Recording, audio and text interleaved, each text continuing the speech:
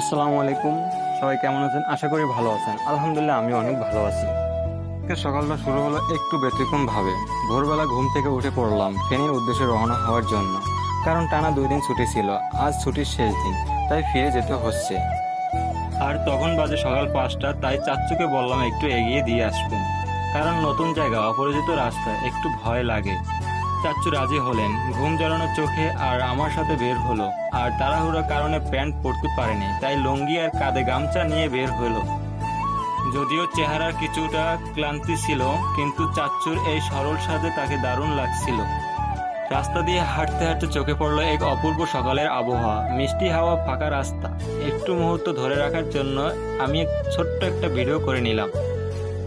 হাঁটতে হাঁটতে আমরা মেন রোড পৌঁছে গেলাম। সেখান থেকে বিদায় নিতে একটু মনটা খারাপ লাগলো। গত 2 দিন অনেক আনন্দে কেটেছে, সেই স্মৃতিগুলো চোখের সামনে ভেসে উঠেছিল। এরপর রাস্তা পার হয়ে গাড়িতে উঠলাম। সকালবেলা রাস্তা বেশ ফাঁকাই ছিল, তাই কোনো যানজট ছাড়াই দ্রুত নিউ মার্কেট চলে আসলাম। নিউ মার্কেট এলাকাটা সকালে আলোয় খুব সুন্দর লাগছিল। ছোট্ট একটা ঠান্ডা হাওয়ার ছোঁয়ায় যেন মনটা আরো ভালো করে দিল।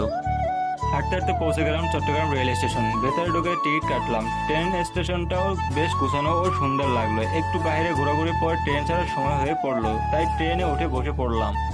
ট্রেন ছাড়ার পর বাইরের ওয়েদারটা অনেক সুন্দরই লাগছিল। কিছুক্ষণ পর ছোট্ট একটা স্টেশনে ট্রেনটি থামলো, আর সেখান থেকে এক চানাচুরওয়ালা মামা দাঁড়িয়ে।